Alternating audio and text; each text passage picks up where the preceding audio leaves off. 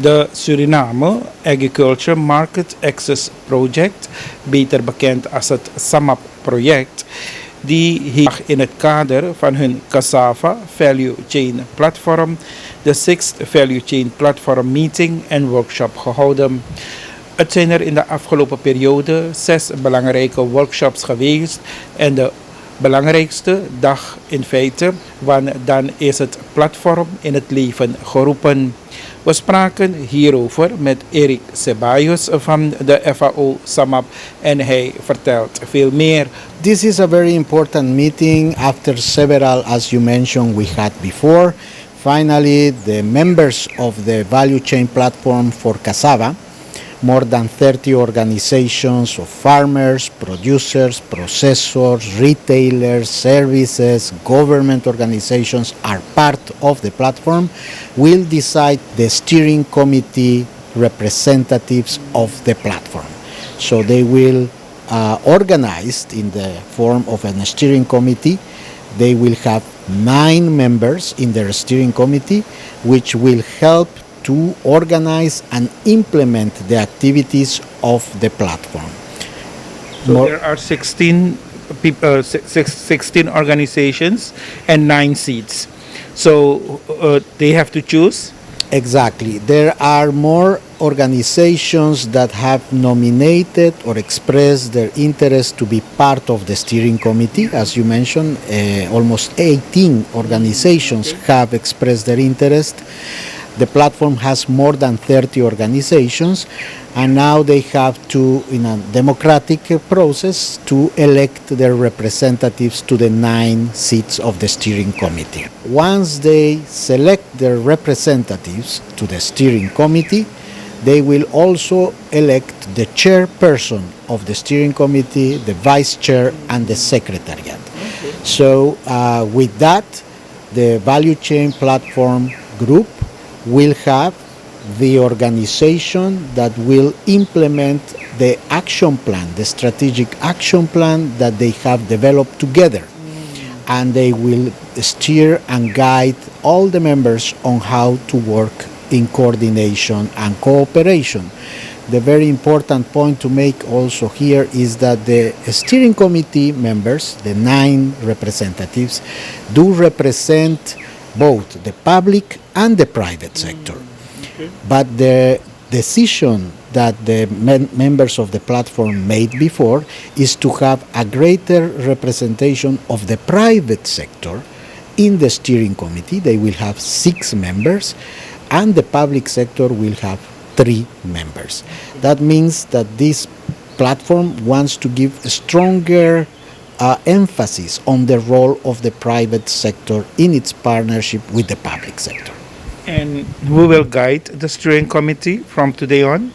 The steering committee, once they elect themselves and they choose the chairperson, it's gonna be the chairperson, the vice chairs, and the secretariat that will take the leadership of the functioning of the steering committee. The FAO SAMAP project is facilitating and supporting this effort. We will accompany the process, provide some support to the secretariat so the platform can operate in the next year in the implementation of its operational plan. And the steering committee is for how long? The steering committee, again, the members decided to select a steering committee and to elect again their representatives after a year. So this first steering committee will operate for 1 year, and then every year they will have a revision, an election of ratifying those that were there or changing their composition and the members. But is 1 year enough, Mr. Ceballos, for a steering committee to do the work? 1 year is very tight, but that was the decision that the members themselves wanted to have, a rotation that will allow them to have a more open participation of all the stakeholders. More likely, over the time, they will feel what is the best timing for the participation in the steering committee. If they decide to move to 2 years, maybe they will do that. But that, again, is a decision made by the stakeholders themselves. Yeah.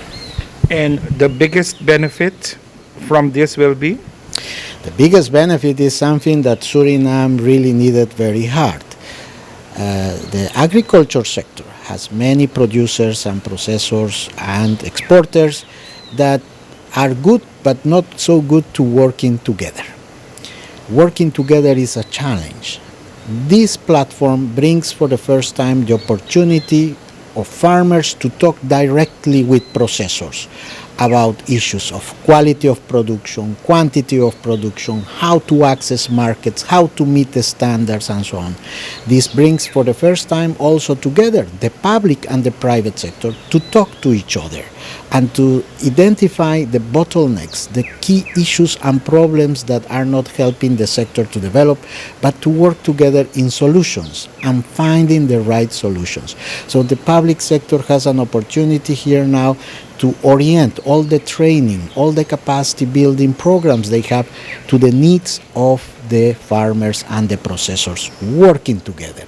So if this platform will be as effective as they have shown to us so far, has a strong potential to help Suriname to move to the next level, being more structured, more solid, more strong, to participate in markets. And you do think, Mr. Ceballos, that after 6 workshops with this group, the platform is able to do all the things you just mentioned?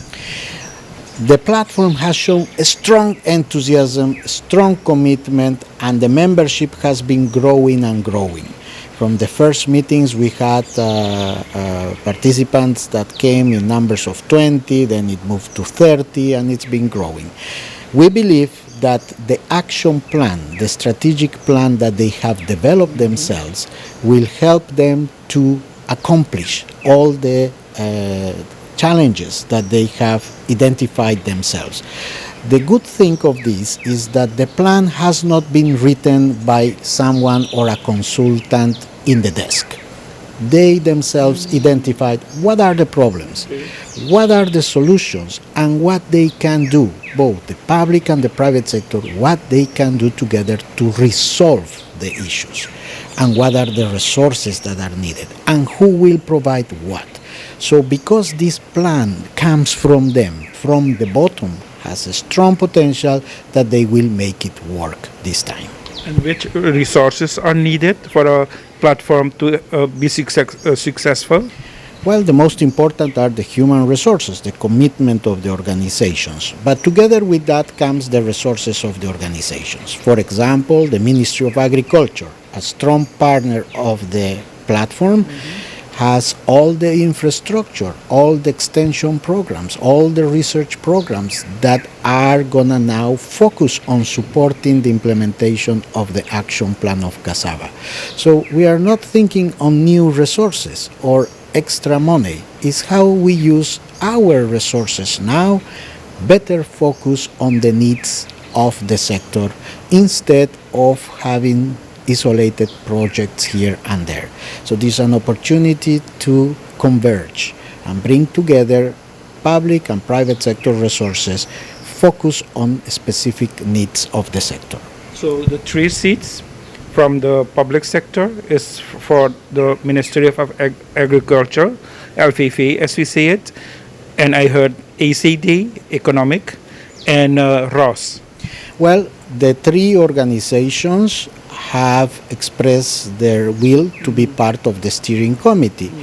But the members decided that the public sector for the ministry should have only 1 seat. So that means that the members of the platform will now elect which organization is better to have. Is it LVV? Is it economic development? Is it RO? More important, if they are not in the steering committee, that doesn't mean that they are not in the platform. They are all in the platform. And independent of that, they play a role in the implementation of the plan. Hopefully, the participants will decide which is the best organization for the purpose of the plan. Will there be settings like this? Yes, the group, again, the platform decided that for their meetings, regular meetings of the platform and the steering committee, they will meet regularly in events like this, meetings like this in size, in LVV, and if they want to include the specific topics of discussion, they will organize specific meetings for that, invite experts to guide them, for example, discuss the implementation of a particular program or project. They will do that in setups similar like this.